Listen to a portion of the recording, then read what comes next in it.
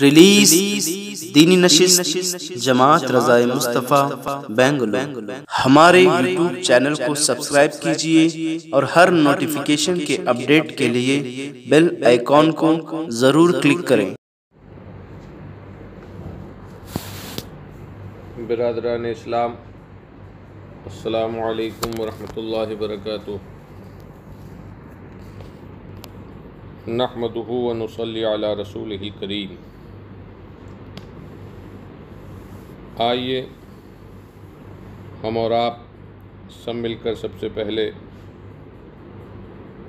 حضور اکرم رحمت عالم نور مجسم صلی اللہ تعالی علیہ وسلم کی بارگاہ بے کس پناہ میں ہدیہ درود و سلام بصد ادب و احترام جھوم جھوم کر پیش کریں۔ پڑھیں اللہم صلی علی سیدنا مولانا محمد معدن الجود والکرم وآلہ وبارک وسلم۔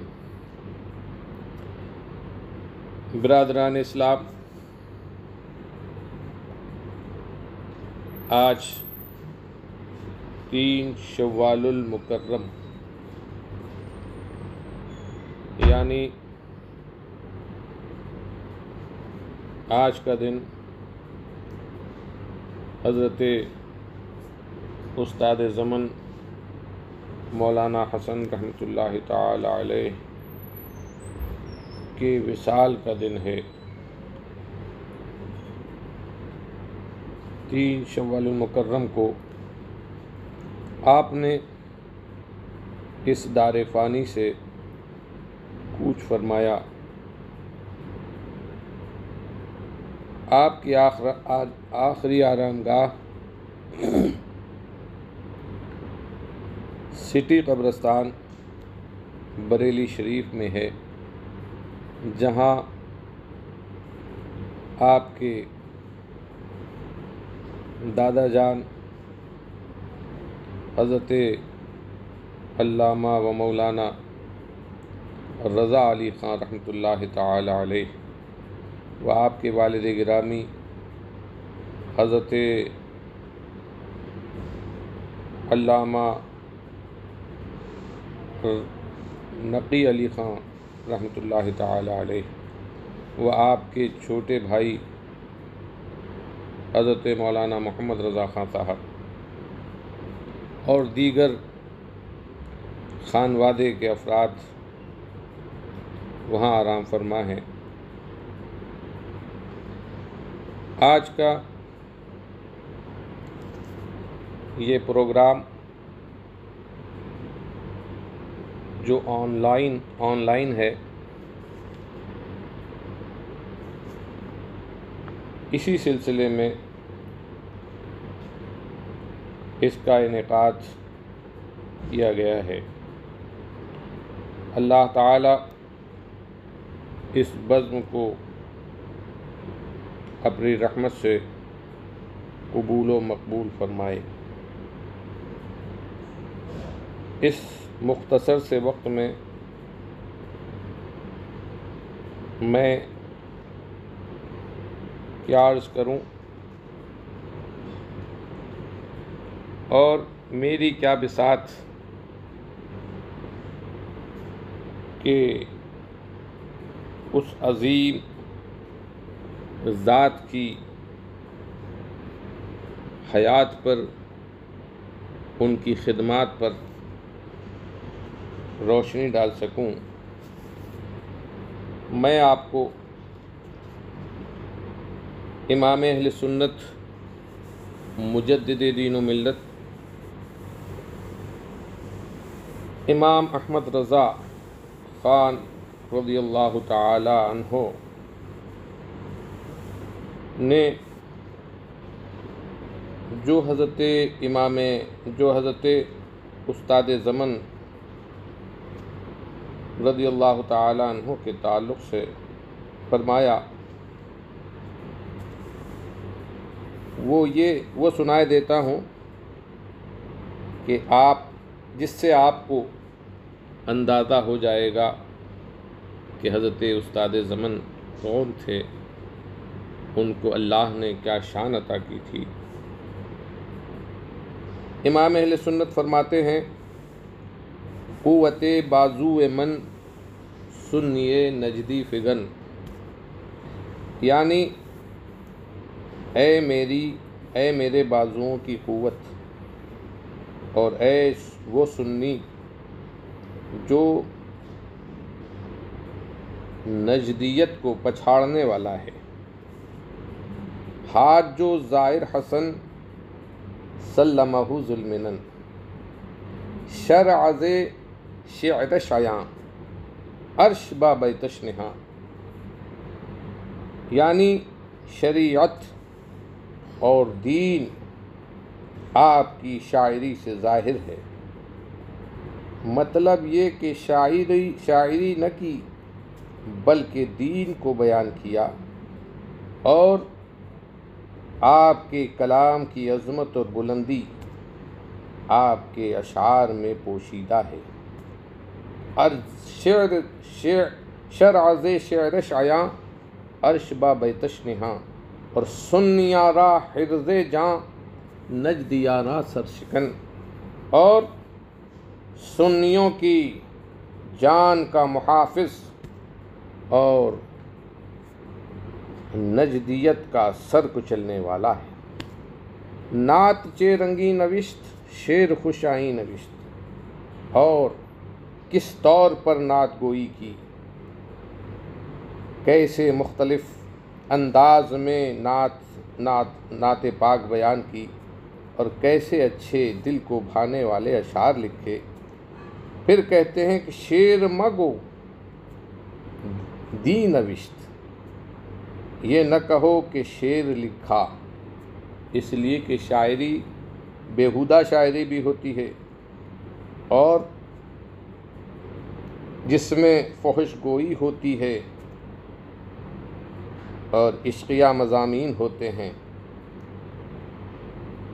لہذا اس کو شعر نہ کہو بلکہ کہو تو یہ کہو کہ دین لکھا۔ شعر مگو دی نوشت، اور وہ دین جس میں کسی شک و شبہ کی گنجائش نہیں ہے۔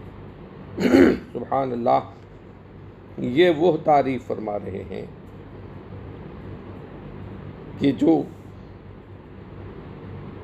ہم جیسے نہیں، کہ جس کے لیے جو چاہا کہہ دیا،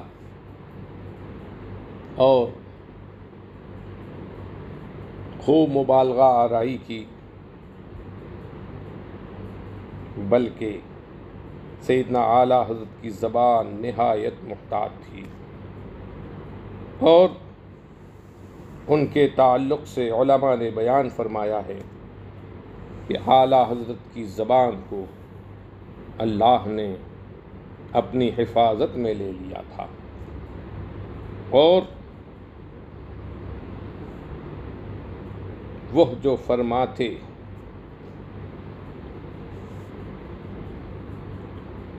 وہ حق پر مبنی ہوتا۔ تو ایسی تعریف استاد زمن کی حضرت سیدنا اعلیٰ حضرت نے فرمائی ہے۔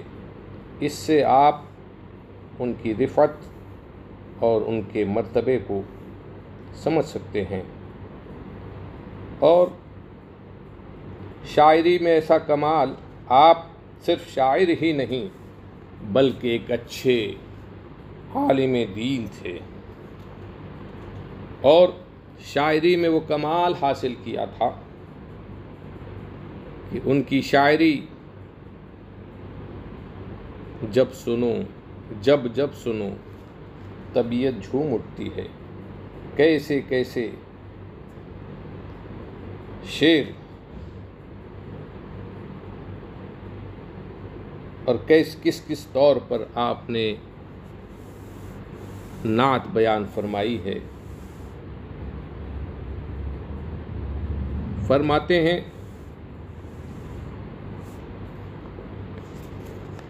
کہ نہ ہوتی جو پردوں میں صورت کسی کی، نہ ہوتی کسی کو زیارت کسی کی۔ اب آپ اس میں یہ دیکھیے کہ کسی کی کتنی مرتبہ استعمال ہوا ہے، لیکن ہر جگہ وہ اس کے مختلف معنی ہیں، الگ معنی ہیں۔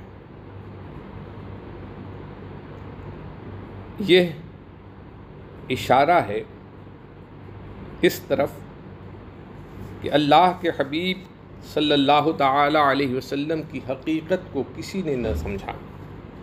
خود آقائے دو جہاں صلی اللہ تعالی علیہ وسلم کا ارشاد گرامی ہے، آپ نے حضرت سیدنا ابو بکر رضی اللہ تعالی عنہ سے ارشاد فرمایا، یا ابا بکر لم یعرفنی حقیقتاً غیر ربی، اے ابو بکر میری حقیقت کو میرے رب کے سوا کسی نے نہ جانا۔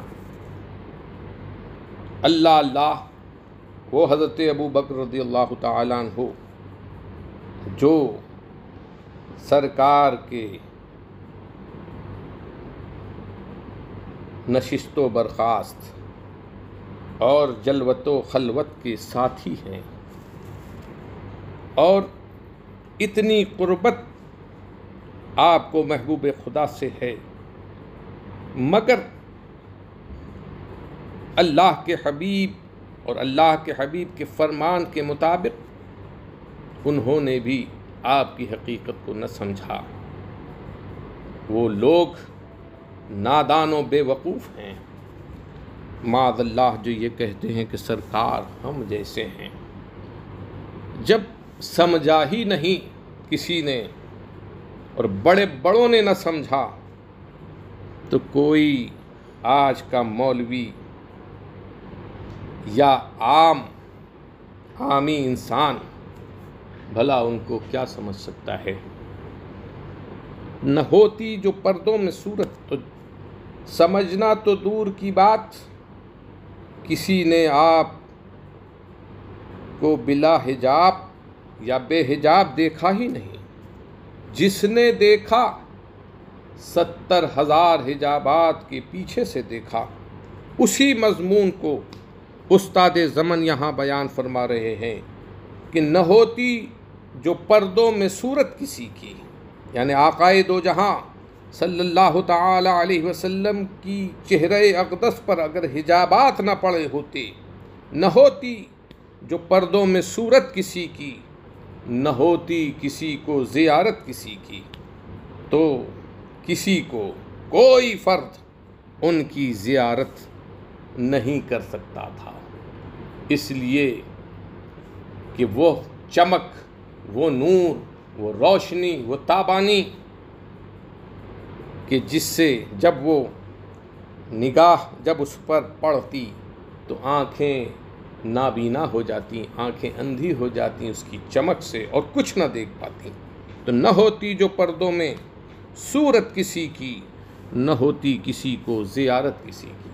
تو یہ خوبی استاد زمن کے کلام میں جا بجا ملتی ہے کہ وہ ایک ہی لفظ کو چند بار استعمال فرما کر الگ الگ معنی میں اس کو استعمال کرتے ہیں اور ایک خوبصورت اور اچھا مضمون پیدا کر دیتے ہیں۔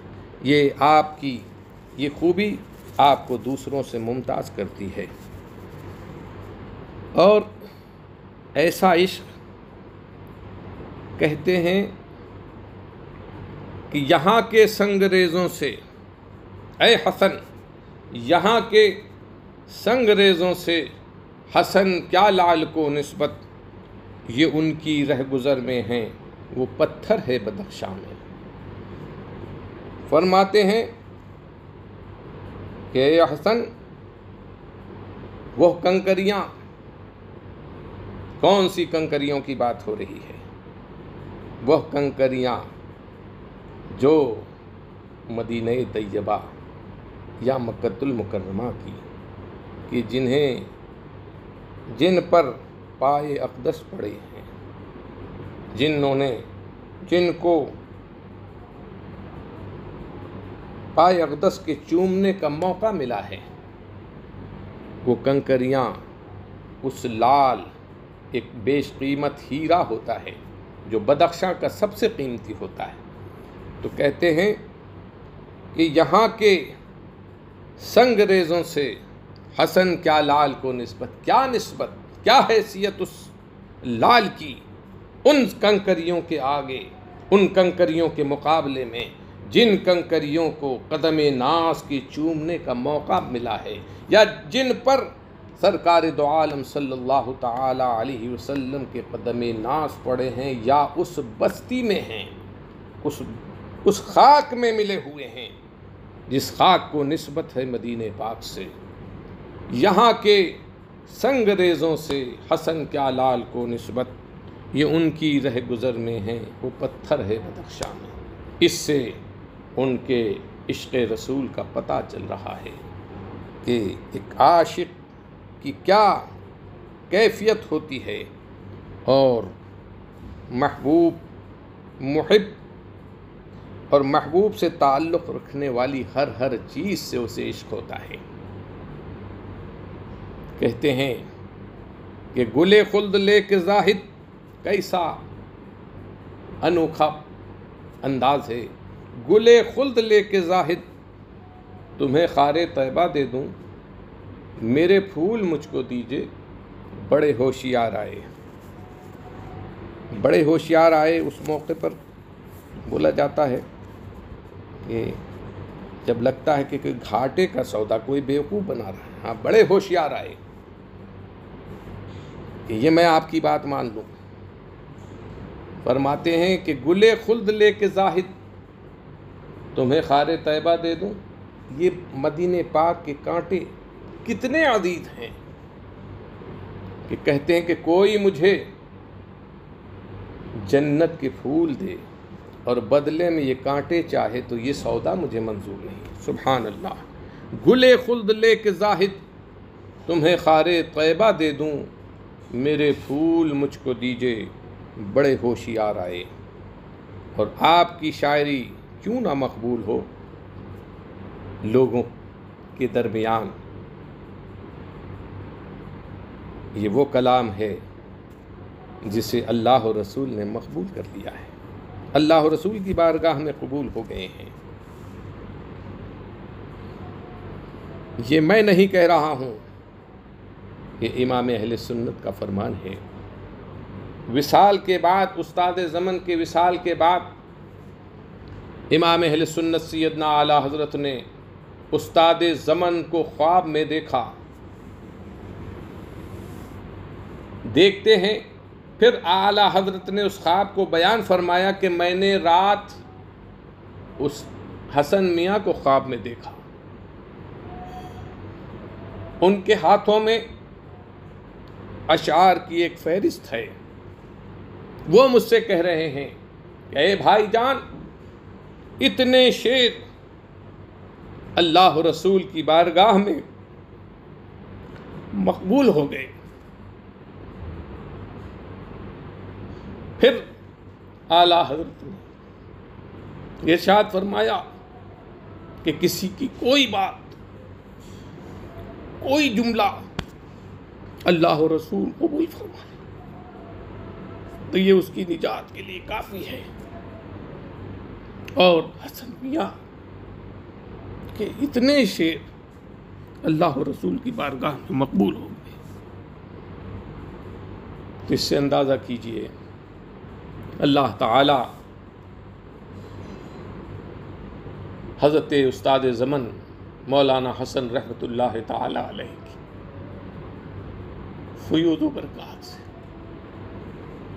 ہم سب کو مستفیض فرمائے، اور ان کی قبر انور پر رحمت و نور کی بارش فرمائے۔ اس محفل پاک کو قبول و مقبول فرمائے۔ جن حضرات نے اس کا انتظام کیا، دارین کی نعمتوں سے مالا مال فرمائے، ان کی تمام دقتیں، کلفتیں، پریشانیاں، کاروباری رکاوٹوں کو اپنی رحمت سے دور فرمائے اور خیر کے دروازے کھول دے۔ وما علینا الا البلاغ۔ السلام علیکم ورحمۃ اللہ وبرکاتہ۔